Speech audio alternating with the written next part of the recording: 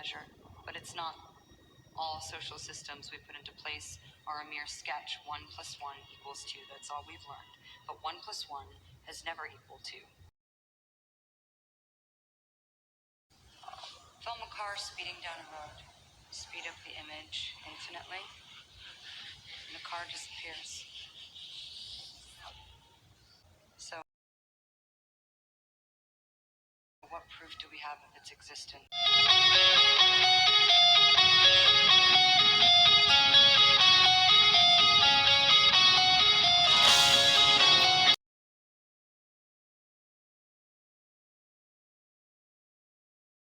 Kalau teman-teman tidak terbiasa menelusuri ilmu pengetahuan ya, atau sains dan spiritualitas, baik itu dari video-video YouTube atau Google, internet, mungkin teman-teman akan menganggap bahwa video-video saya lebih ke arah omong kosongnya, atau mungkin tidak relate dengan kehidupan nyata. Tapi setidaknya dari riset yang saya lakukan ini, salah satu hasil produknya adalah konseling 3 diagnosa.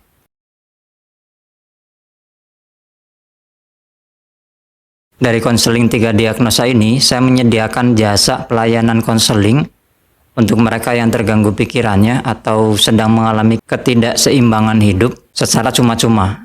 Saya tidak mewajibkan mereka untuk membiayai atau membayar, katakanlah begitu ya. Dan kalaupun mereka membayar, saya tidak menggunakan sepenuhnya untuk diri saya sendiri.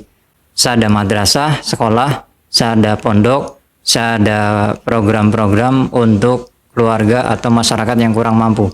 Dan sebagian saya arahkan ke sana. Dalam video kali ini kita akan membahas tentang filsafat bootstrap dari Geoffrey Chauvet.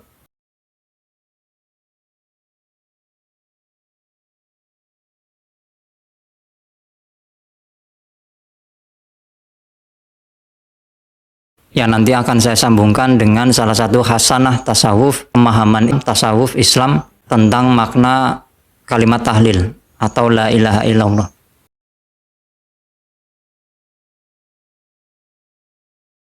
Apa itu filsafat bootstrap? Filsafat bootstrap ini sebuah hipotesa dari Geoffrey Chauvet ini, seorang fisikawan teoritis yang secara sederhana mengungkapkan bahwa tidak ada fenomena alam apapun itu, baik itu fenomena sosial atau bahkan fenomena spiritual ya, yang tidak bisa digali lagi, dianalisa, dipikirkan, direnungkan, diobservasi lebih jauh lagi. Secara singkat, tidak ada fenomena apapun dalam semesta ini yang tidak boleh atau tidak bisa ditanyakan atau dianalisa atau diselidiki lebih dalam. Ini mirip dengan hadis Nabi Muhammad ya, bahwa kita umat manusia, khususnya umat muslim, itu tidak boleh memikirkan zat Tuhan. Yang boleh kita lakukan adalah memikirkan apa yang Dia ciptakan.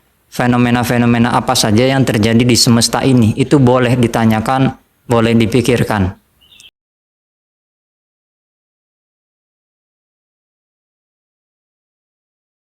Secara sederhana, filsafat bootstrap mengungkapkan hal yang sama dengan hadis tersebut.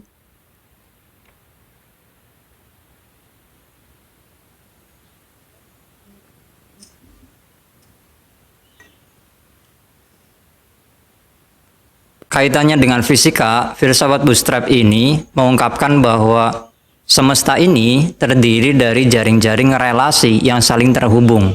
Dalam teori medan kuantum memang seperti itu ya, bahwa kita semua ini berada dalam medan kuantum yang tiba-tiba muncul partikel dan itulah yang kita sebut sebagai materi. Filsafat bootstrap ini juga mengatakan tidak ada sesuatu yang fundamental, tidak ada yang spesial, karena segala sesuatu merupakan komponen-komponen atau bagian-bagian yang saling terhubung dan terikat atau bergantung dalam hukum sebab akibat seluruhnya. Berbeda dengan fisika dari Newton ya, bahwa memang ada balok-balok tanda kutip fundamental yang membangun atau membentuk semesta ini. Filsafat bootstrap itu katakanlah berdiri di sisi yang lain dari fisika Newtonian ini, yang mengatakan bahwa tidak ada bangunan atau balok-balok fundamental. Secara singkat, tidak ada sesuatu yang spesial yang dengan itu berdiri sendiri atau objek tersebut itu berdiri sendiri. tidak saling terhubung, dan tidak diakibatkan oleh sesuatu yang lain. Ini mirip perkataan Einstein yang mengatakan ketika kita melihat semesta ini, itu hanya dengan dua cara. Segala sesuatunya adalah spesial atau tidak ada yang spesial sama sekali.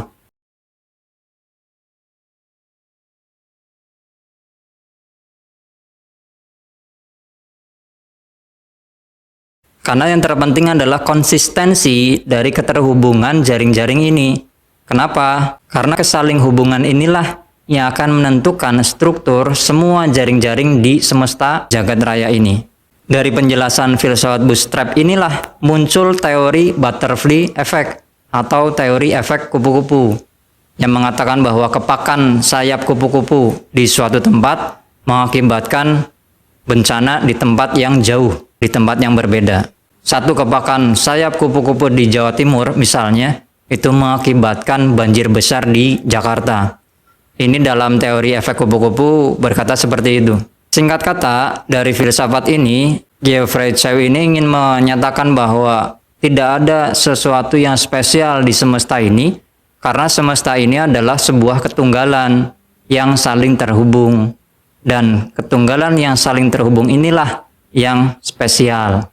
Dalam hasanah tasawuf Islam, ketunggalan ini mungkin bisa kita analogikan dengan makna kalimat tahlil atau la ilaha illallah.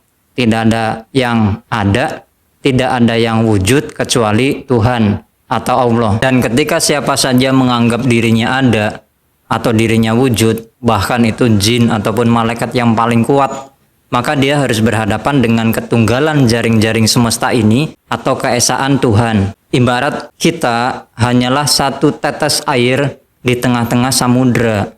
Dan ketika kita menganggap diri kita sendiri ini ada di dalam samudra yang luas itu, maka kita akan berhadapan dengan ketunggalan atau luasnya samudra itu sendiri. Lebih jauh lagi, kita harus tahu bahwa ketunggalan atau keesaan Tuhan itu hanya salah satu dari 99 nama yang Tuhan ajarkan pada kita. Atau sebagai Muslim, kita menyebut itu sebagai Asmaul Husna. Ketunggalan atau keesaan itu hanya satu nama. Apa itu? Al-Wahid atau Al-Ahad. Itulah yang disebut dengan ketunggalan. Maka di awal tadi saya katakan bahwa tidak ada alasan, tidak ada sebab, tidak ada argumentasi kita untuk mencari zat Tuhan atau zat Allah, katakanlah begitu. Kenapa? Karena nama-namanya saja yang populer 99 itu baru satu kita ketahui dengan riset dan analisa dengan bahasa yang mudah kita komunikasikan, itu udah sangat membagongkan.